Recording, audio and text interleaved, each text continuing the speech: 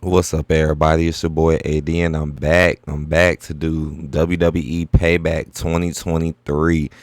Sorry I did not do my live stream like I was planning on doing, but it's okay. I'm at least get a review out for you guys because it was a pay-per-view. So I'll at least let you know what I thought, how my picks went that night, and so on and so forth. Now, right out the gate, what do I think about the show? I mean, this show did not really have that great of a card. Like, compared to a lot of other pay-per-views, this card was kind of lackluster, but I did find some enjoyment in some of the things. But we're going to get into this. I got my coffee. This show went for like 3.5 hours. They've been going over that 3 hour mark lately. Let's get to it. I mean, a good example of what I'm saying is that the card is kind of lackluster when the main event is Shinsuke versus Seth. And anybody with any sense would know, like, what is Shinsuke gonna do? Shinsuke has not been doing anything under Triple H. Remember when Shinsuke was with under Vince? Vince gave him IC title. Vince gave him a decent group with Boogs. Look at what he's been under Triple H. Nothing. Nothing. This is why I always talk about how wrestling changed when Triple H came in, because it's true. It's like, depending on who you are is what's going to happen now. Like Seth, it's been the same old, same old. And why didn't the Judgment Day run out there? How in the world can the Judgment Day do all of the domination they did today, but you telling me none of them felt like running out on Seth? None of them. So Seth is just, see what I'm saying?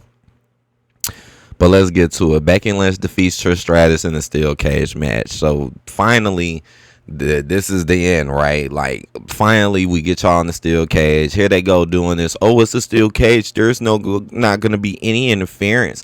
And that's one thing I really don't like about these steel cage matches. If you're going to make them that, just keep the interference out. For real, like, because there was interference in this. Now, the match itself was all right. There were some nice spots here and there. Becky hit a big, nice suplex off the top. Trish did some nice flips and stuff. She hung off the top edge of the cell. So it was some nice spots in there.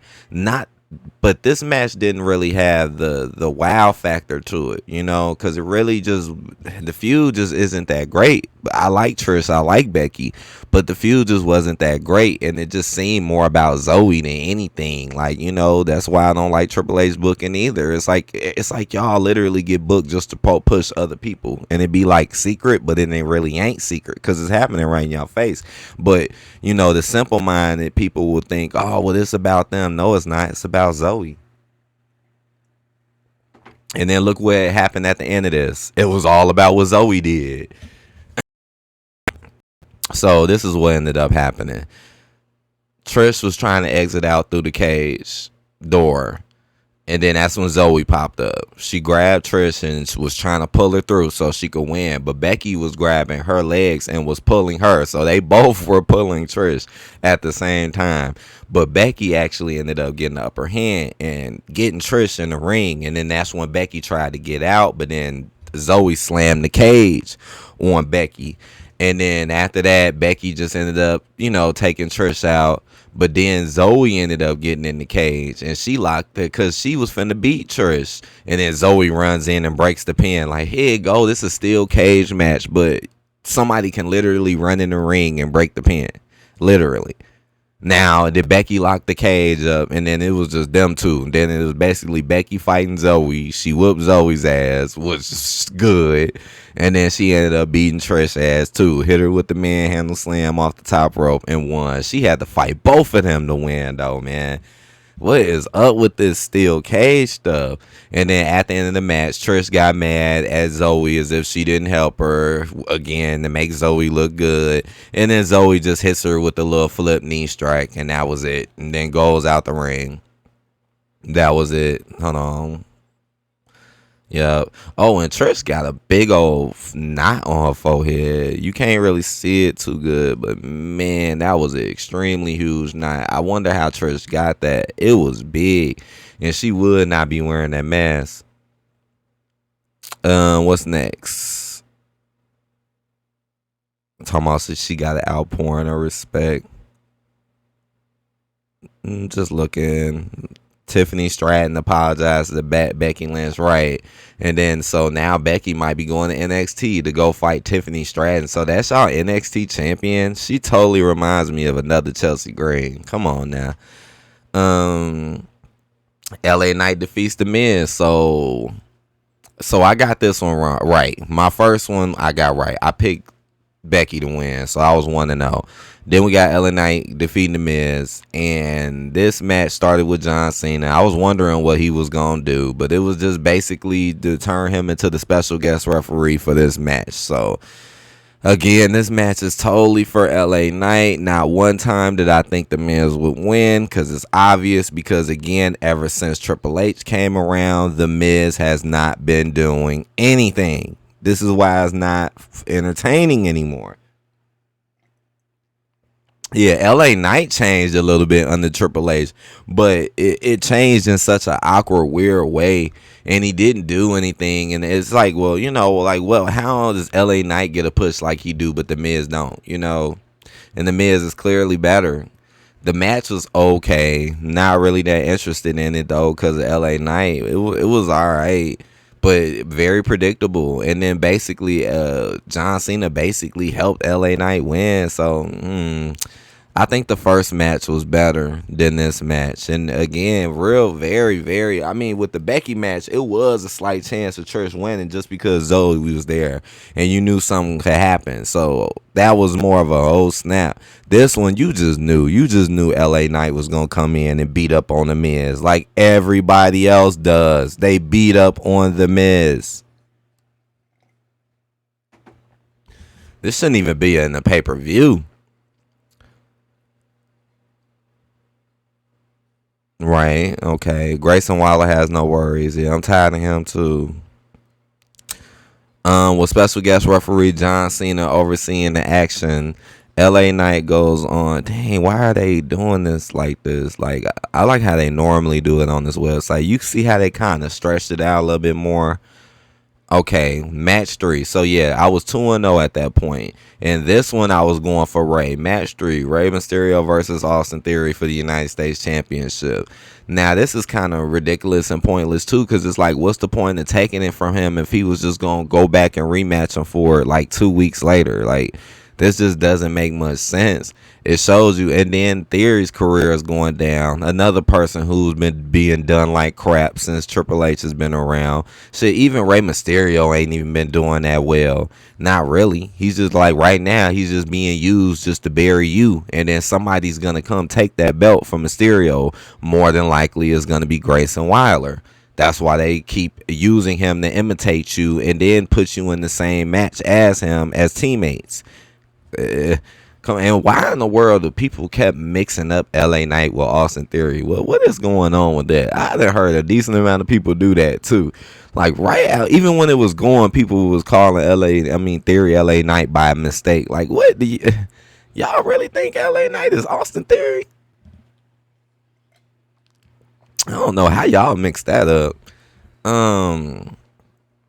So now, honestly, I thought LWO was gonna run down and help, but I did pick Ray to win this one because I just don't see Theory winning it back. Theory should have never lost it. I mean, ain't it strange how when Theory had the U.S. title, ain't it strange how he wasn't even making pay-per-views, but now he lost it and he's making pay-per-views? Yeah, it's over with for Theory. And Ray is just going to be holding this belt for a short amount of time for the next one to come and get it. And like I said, more than likely, I think it's going to be Grayson Waller to take that belt from Ray. He's already getting in this business and fighting. And remember, Grayson fought them with him. See, they're already telling you, like I said, matches really be more about building certain people up. It don't really be about entertainment no more. It's like Triple H is acting like someone who wants to change a whole company and just make it how he want to make it, and instead of building upon it and adding in your ideas and then creating something new. Instead, you're like, how can I get rid of everything he did and make it my way? That's what it seems like, and it's been like this for over a year now. But Rey Mysterio wins clean too, with no help. Clean. Theory's career is over. His career is over, man.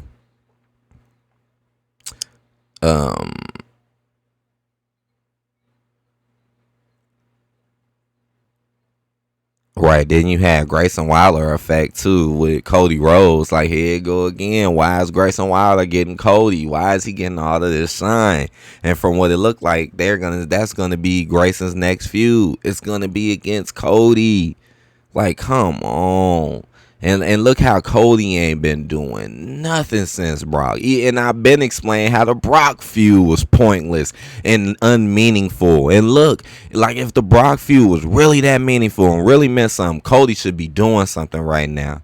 He ain't doing nothing. You on the Grayson Waller show getting embarrassed. Come on now. Like, we didn't see everybody who comes on that show gets embarrassed. Oh my gosh. Then we had Finn Balor and Damian Priest to defeat Kevin Owens and Sami Zayn. Now, this was probably the biggest shock of the night and the biggest match to me, the best match of the night. And this was the only match I got wrong because I was 3-0 at this point, but I did get this one wrong. Why? Because I told people a long time ago that once they stopped messing with the bloodline, they were going to get boring. I told people a long time ago that they were just clout chasing them for attention because they really weren't that good. That's why I said they never should have won the belts. But look how long it took people to finally recognize how boring and stale that tag run was. That tag run was boring and bad. It was. And I started noticing it. I started noticing the audience not really going for them like that, not really cheering for Sammy as much as they used to.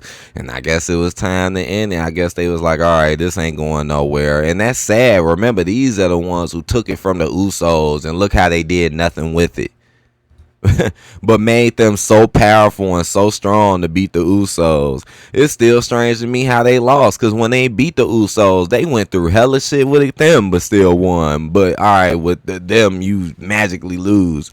KO got his head busted. He was bleeding out of control.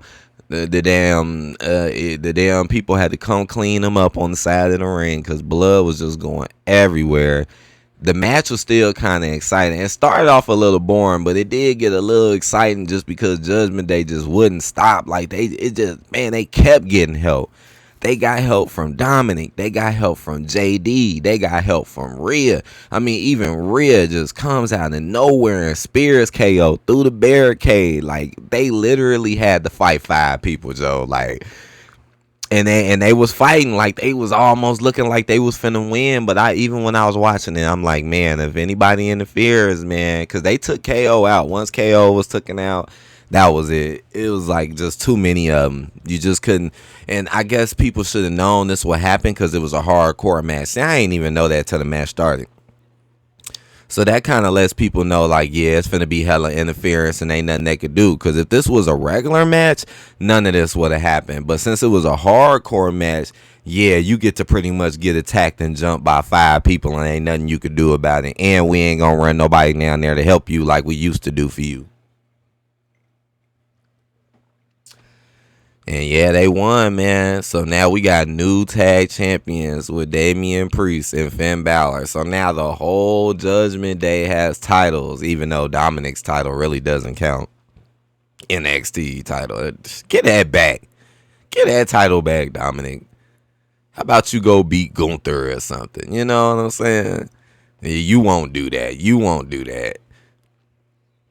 Man, that's a shock. That's a shock, though. That is a shock because now, and what a coincidence, now Judgment Day is getting all strong and powerful with the belts while the bloodline ain't nothing and being disposed of. Like, look how Triple H could clearly do this for the Judgment Day, too. He can give them that advantage like that, too, but he doesn't. He rather see them mixed up, split up, and fighting each other. Now, Jay gonna be on Raw, Jimmy gonna be over here, Roman's not gonna really be there, but Judgment Day is going to be all in your face every day, every show.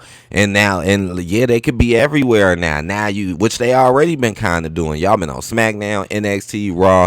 Now y'all going to be everywhere, winning everything now. But I don't know. I think there is still some confusion between Damian and Finn. So I don't know. I don't think this might not last too long. Maybe a little while, but not, because they haven't really got to the end of that between them two. And JD still ain't acting like he with him. Like, he's acting like he's helping and stuff. But here it go. Is JD doing this for Finn, or is he doing this for Judgment Day? Yeah, that match was crazy though. They got the hockey sticks out, right? They got the beating them with the hockey sticks. Kevin Owens did a senton bomb from the top, overlooking the stage on the stairs, jumped off, man. And this match got wild because, man, Kevin Owens was doing matter of fact, out of everybody, I think Kevin Owens was doing the most in this match though. He was. I mean, he damn near killed JD, man. He picked JD up when he came in for the save. He clotheslined the hell out of him. Then picked his ass up and just slammed him right on the edge of the damn announce table. I thought it was going to break, but it didn't.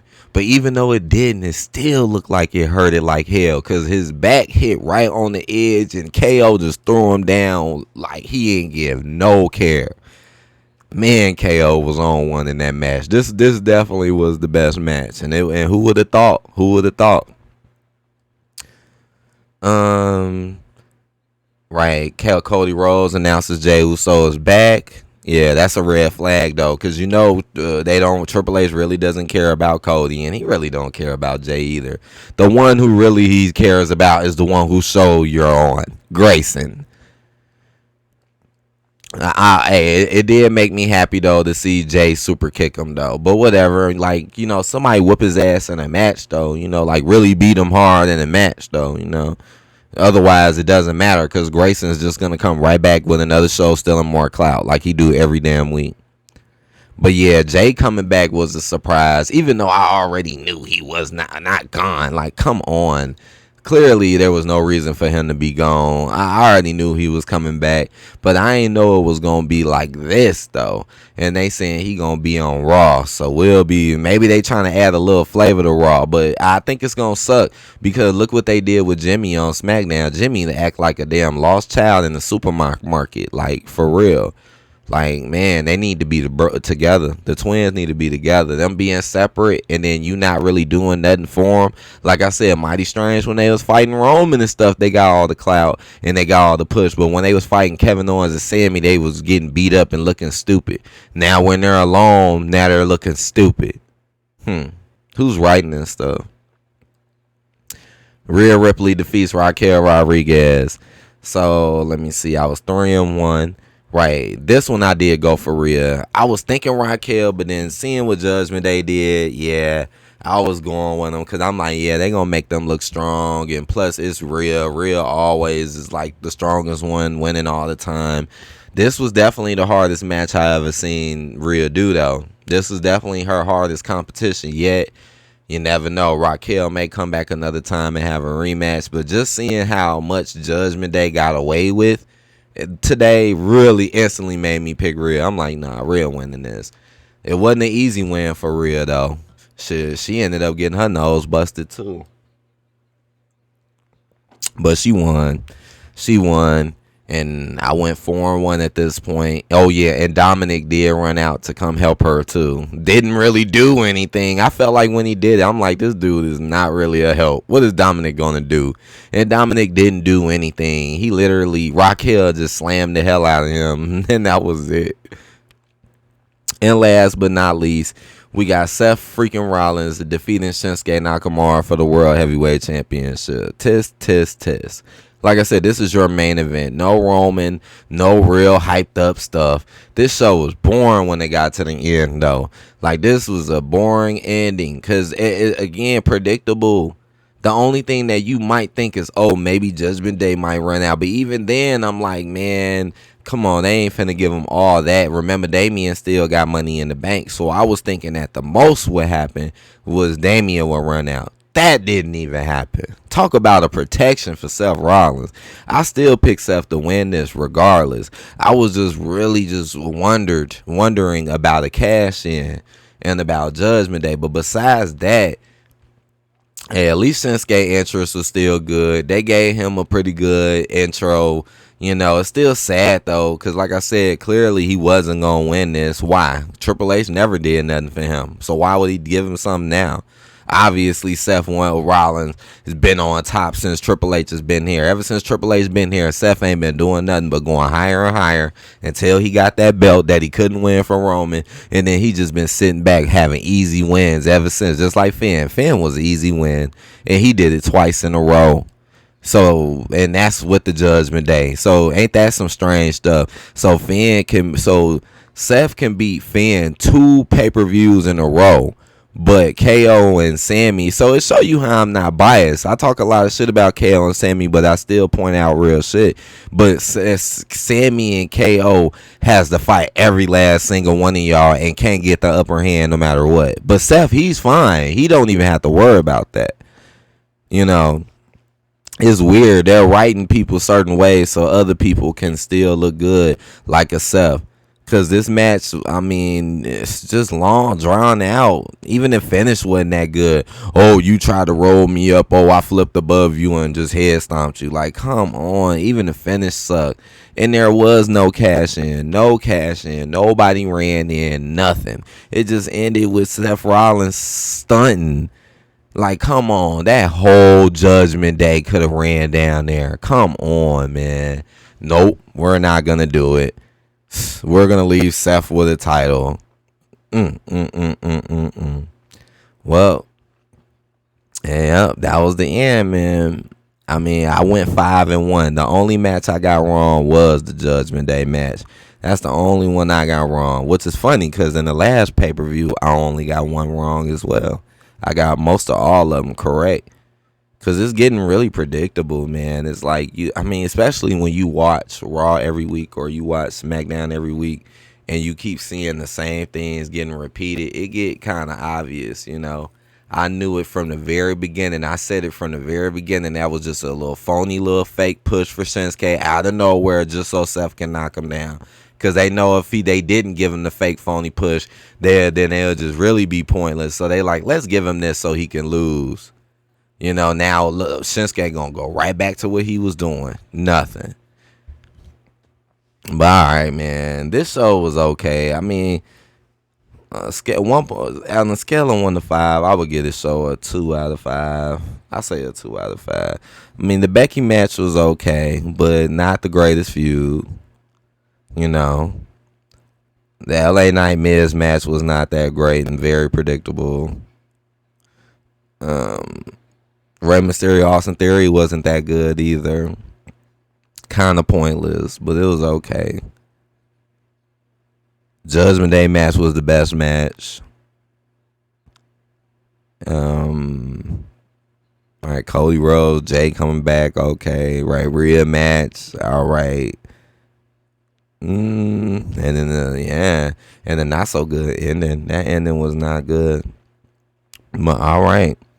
I hope y'all enjoyed it. I at least gave y'all a review for Payback. So I guess what's next? Survivor Series is next. Okay, I should be more on point for that one. Because this show, that's why I'm like, at least I didn't miss out on too much by not live streaming it. Because it wasn't that great of a show. It wasn't. But all right. I hope y'all enjoyed it. Hit that like button, comment, subscribe. And I will talk to you guys later. Peace out.